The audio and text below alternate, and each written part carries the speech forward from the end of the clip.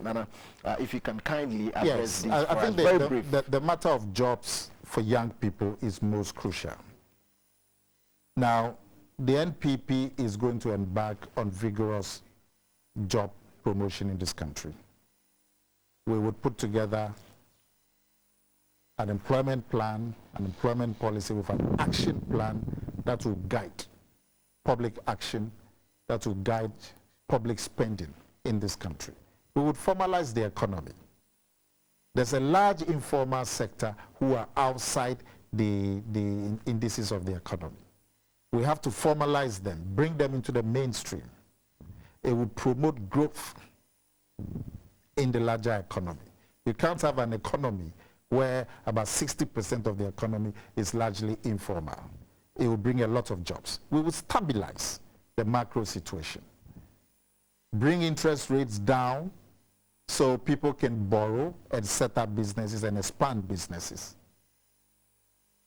We would have a trade policy that will favor Ghanaian enterprise. We will reverse the incentive package so that production in Ghana will be much more profitable than imports. We would address corruption. Nanado will set up the independent prosecutor. Nanado's personal integrity will ensure that there's a turnaround in our fight against corruption. We would also expand funding for youth enterprise. The government has set up the Youth Enterprise Fund. It's a good initiative.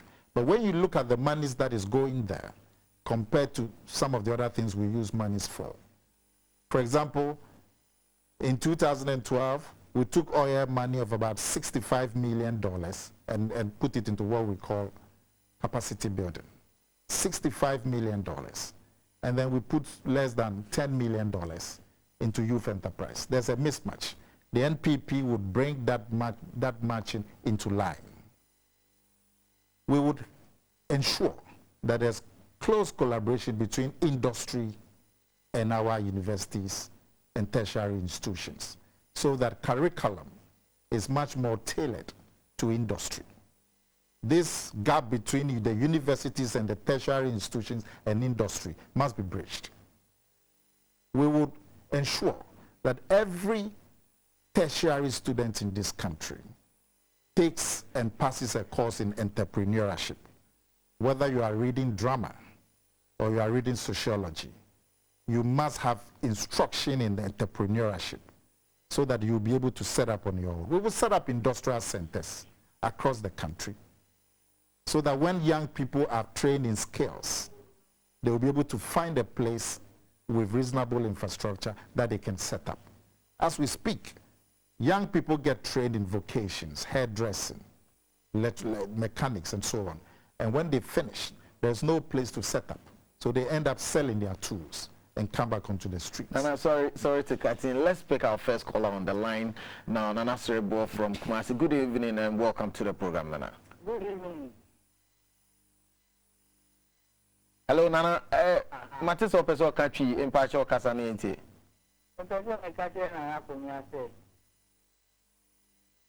Impacho Kasawai. Adawo Matisi no. Mepese mu se ba campaign mu nyade na yesi eni ambe na mu yansi e bomba ina mo kina de ango fo ne endi afi e pese mu tu ro ne yansi e moto ye na fo dia na edi. Okay, you and that say Nana, I don't know whether you heard him. Yes, I think I need to speak to you. So Minya me sha obose Nyakopon eta yechi Juma bia esese ye na elections na ye be ne be bo abane ho ban no NPP be ye nti ma obi aye mo hwehwe no o de kokoto aba no sana Nyakopon ka wa koma na de na aka no jama NPP jama party ye be bo ho ban ama.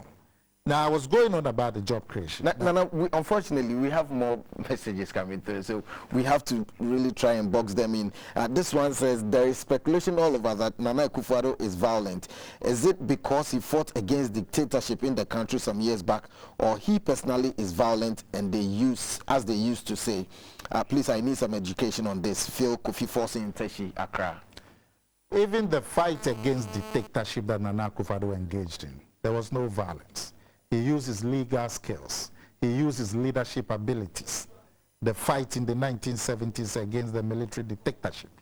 The fight in the 1980s to restore justice to Ghanaians who had been deprived of justice. The fight to get the VAT reversed in 1995. None of them was done with a weapon, not even a knife. So the man is not violent. Indeed, after the 2013 petition, he graciously accepted the verdict and turned this country away from a situation that could have been potentially dangerous. He was recognized by major world leaders and national leaders. Okay, so we have our next caller, Matthias in Ashaiman. Good evening and welcome to the program, Matthias. Yeah, good evening. My first question is, where the flag is there? Thank you very much for your question. You have an opportunity to ask just one question because we have countless number of messages. He said what? Thank you very much. He's asking where the flag bearer is. Oh, the flag bearer is in Accra. He is going about getting ready for the next big tour of the country. But in fact, he is starting. Yesterday, he was at a big rally at Kaswa the whole day. Very well attended rally. Tomorrow, he is starting a Greater Accra tour. And everybody who would like to meet him in Accra, please, you will have the chance from tomorrow when he starts his Greater Accra tour. Okay, thank you very much, Nana. And this one again says, Nana Akomea should tell us why the NPP need our votes when they keep suspending their chairmen and secretaries who could spearhead their efforts towards victory, align us in the Volta region. The NPP is showing that it's a disciplined party, that nobody in the party is above discipline. Whether you are the flag bearer, or you are the chairman, or you are the general secretary. Discipline is essential in any institution. There was a question of whether the party used the right procedures in enforcing discipline. The courts have ruled that the procedures that the party used were fair and just. What we have done in our party shows that we will bring to the national stage the rule of law and discipline.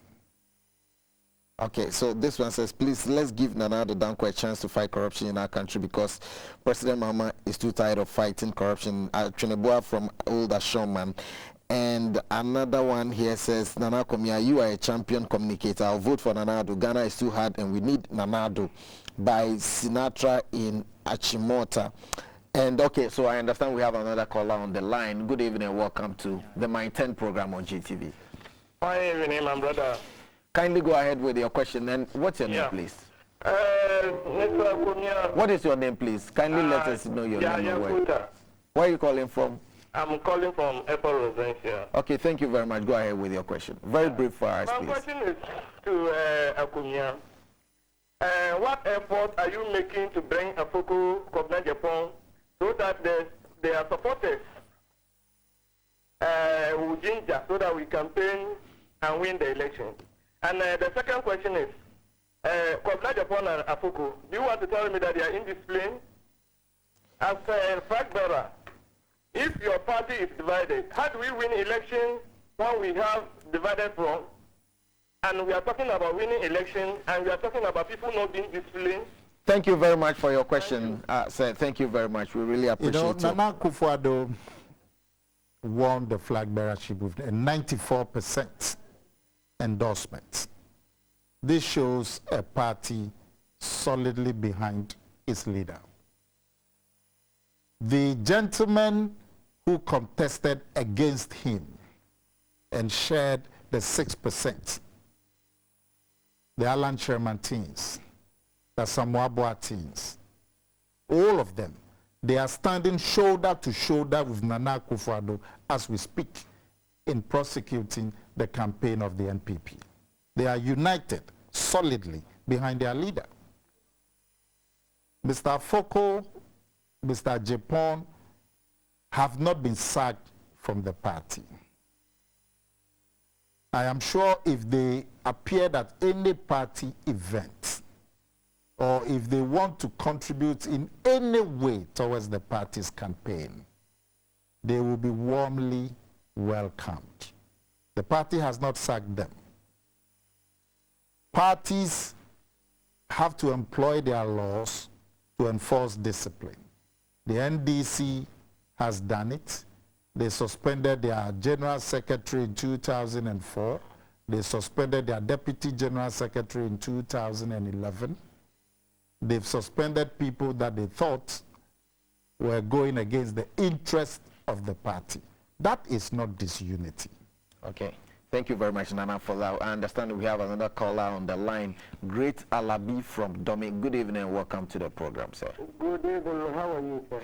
I'm very fine. Kindly go ahead with your question for us. We thank God that you brought you bring Nana Akomea in the studio as communication director of NPP. I want to ask him exactly a question. Only two questions. He should tell me that in this country, Ghana here, they should tell me what region hospital that they regional hospital that they built in Ghana here, or they should tell me what secondary school that they established in this country. We are here, and I am listening to this. Okay. So all of us are in Ghana, and we know what is going on. They should not put that. All right. Thank you very much. Thank you very much for your question. Thank you very much. What is the gentleman's name? I hardly could hear his name. Okay, my brother. Great Alabi. Yes, That's Mr. Alabi, I can assure you, your best interest will be served with an NPP leadership. We are in crisis. Everybody admits so. And if you want an end to that crisis, you have to change. There is no two ways about it. My brother, the biggest initiative in health delivery in this country in the last 20 years is the health insurance, not the building of some hospital. I could go on, if you have time, to tell you the numbers of district hospitals and the rehabilitation of hospitals that were done. We could spend the whole evening. Yeah, unfortunately, but the biggest innovation that has assured the people of this country healthcare is the National Health Insurance. In the last 10 years, the biggest policy that has shown results of our students at the secondary level is the policy of 4-year secondary school. No result in any year has been better than the policy of the 4-year. The records are there. Okay. All right. Thank you very much for that. Another message here is from Banha Bahiliwia Isaka from Dasima in the Sisala West District. Please, my question is that how will your government help to solve the problem of communities that are still not connected to the national grid? For example, my community, Dasima, has been left out. And okay, so let's go on and read some more messages. Dear Nana Akomea, I agree with you that leadership matters, but my question to you is that are you proud of Nanado's leadership to the NPP so far? Is it leadership if up till now, as the largest opposition party, you have not launched a manifesto to align your policy alternatives? Emmanuel here in Accra. Well, Emmanuel, the NPP procured a loan of $650 million in 2008. It is that monies that has allowed electricity to be extended in several hundred communities in this country. Nana Akufo-Addo has pledged to the people of this country that he would set aside $1 million for every constituency so that the people in the constituency would have a window to make a decision about development in their own constituencies and communities. And I'm sure those who desire electricity would get a chance of making that choice themselves as against being made by the central government or a central authority, they themselves. So your worry about electricity is going to be addressed on a much bigger scale by the NPP government. You said that the manifesto, our manifesto, would be launched on the 8th of October, and it will contain the best news for Ghanaians. Okay, we really appreciate that. But we have another caller on the line, Emmanuel from Pig Farm. Good evening and welcome to the program, sir. Good evening. Kindly tell us your question. Yes. The question I want to ask is about the manifesto. They said, I heard from Nana Akomea saying last time that the NDC has told their manifesto. And I wanted to know why is he saying that and how did this NDC told their manifesto? Thank you. Thank you. Thank you very much as well. You see, policies are brought to benefit the people of this country. So if one party has a policy and that policy is also finds favor of another political party, there will be no problem. I mean, you could say that all of the political parties are thinking alike to bring solutions to the problems of this country. But when you have a policy being condemned by other political parties, what it means is that it's a policy they had not thought about. So when they go back and take that policy, clearly it's a policy they did not have, otherwise they would not have condemned it, and that they were taking it because they realized that that policy is making resonance on the ground. Take the Northern Development Fund proposed by Nana Akufo-Addo in 2008 to bring a special focus to tackle poverty in the northern part of this country. When that policy was proposed by Nana Akufo-Addo, then running mate John Mahama said that it was not a necessary policy and that if there was some money available, it should be used to pay the debts of Tamawa Refinery and VRA. So clearly, it was a policy that the NDC didn't think was worthwhile. But when they came into office, they went and took the policy and called it SADA. And of course, they turned SADA into a vehicle to loot taxpayers' monies. That clearly is a copying of a policy. Take the free SHS. They said, led by John Mahama, then president, they said it was not a good policy. Anything free was not good. But when they came into office, John Mahama, the president, announced to us in 2015 that he was also now going to implement free SHS. Take the matter of creating extra regions. No, unfortunately, we have another caller on the line. But why don't you let me finish before you take your question? Okay. Take the matter of the extra regions. Okay. We were told by the NDC that Nana Addo wanted to divide the country and he was going to start from the western region. But today, the NDC say they also want to create an extra 5 regions. Now, if they had it in their mind to create regions, why did they condemn when Nana Akufo-Addo said he would create the extra? It's the same with the cashew nuts, the the marketing board for cashew nuts.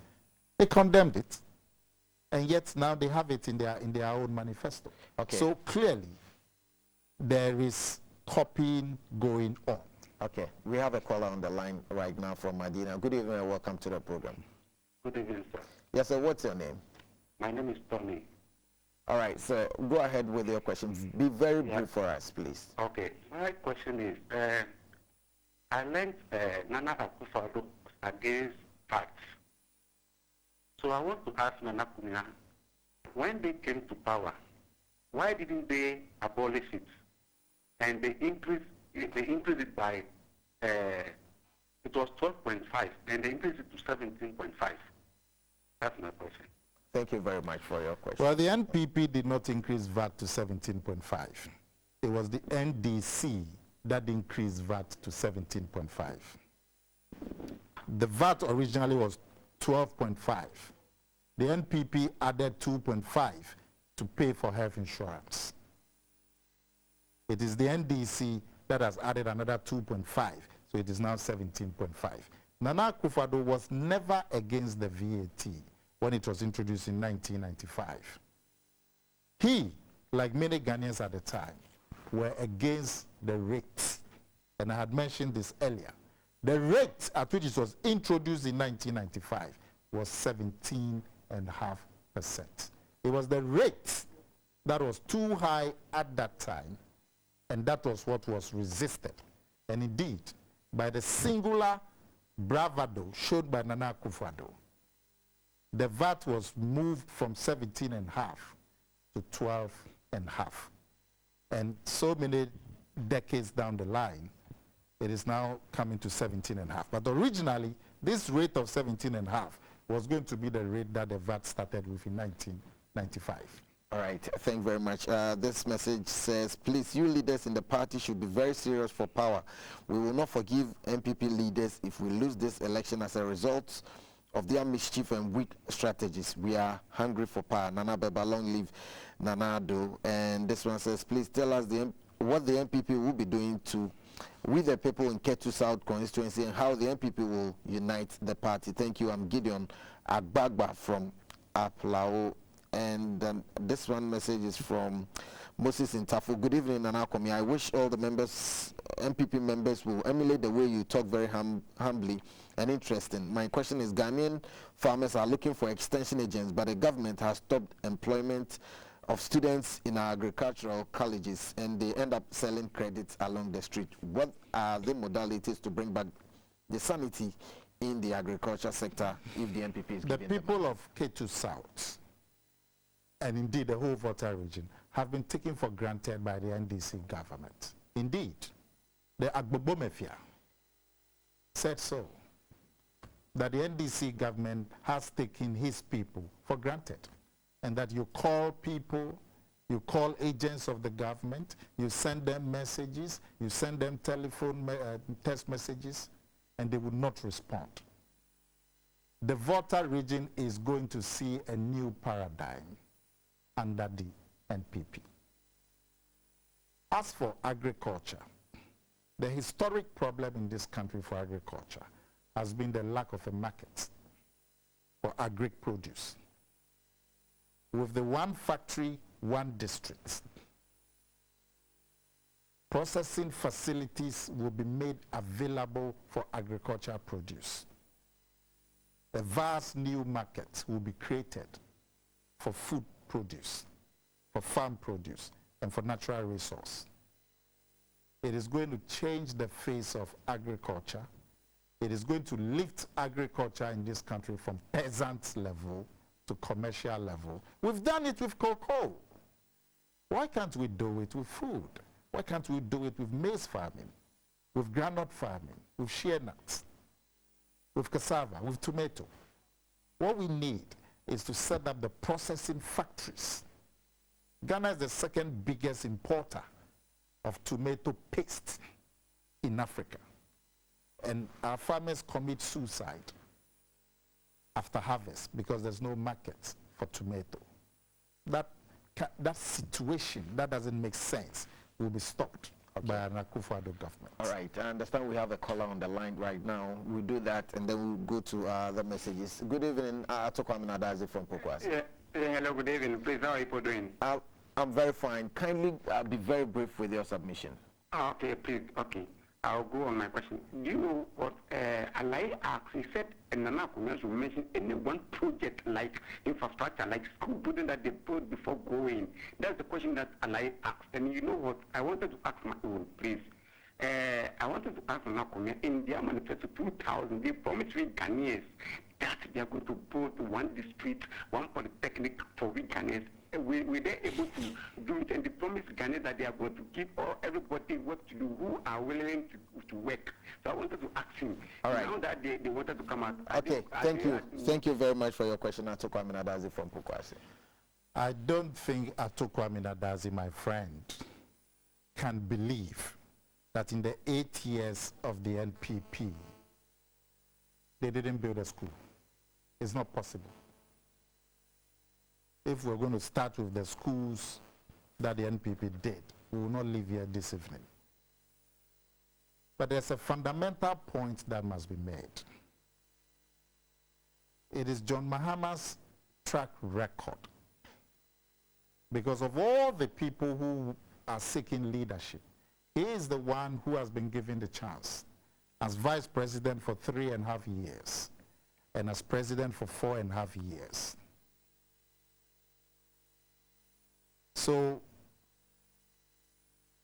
other presidents may have made promises. They may have been able to fulfill some and may not have been able to fulfill some. This is going to be an Akufo-Addo presidency. It would not be fair to saddle President Mahama with the promises in the 1990s, even though he was a cabinet minister. It would not be fair.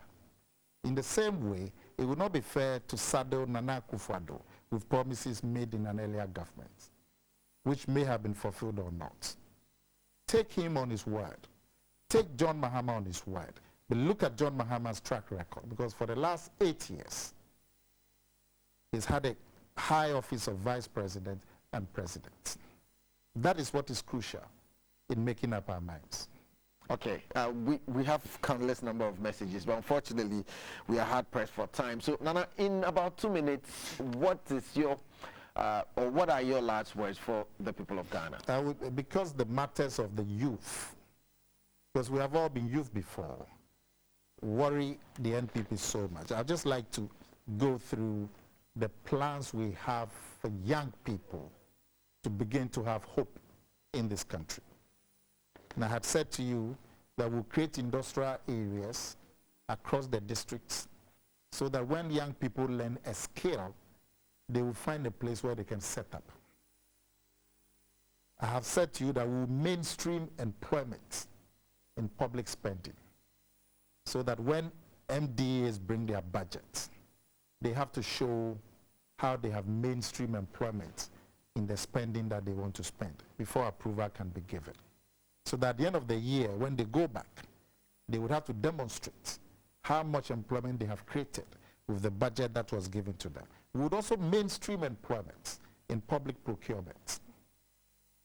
As we speak, evaluation of procurement is done along two main lines: the financial viability, and the technical viability. We are going to bring employment viability and we'll put it at the top, as the top criteria, so that the private sector will compete to provide jobs for young people.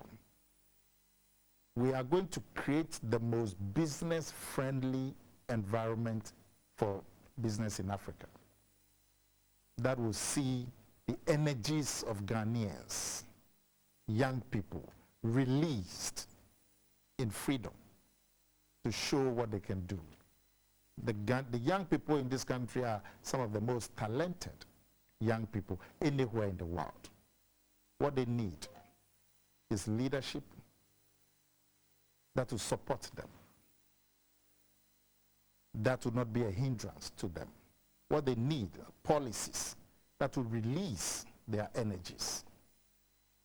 And that is what the NPP with Nana Akufo-Addo is going to do.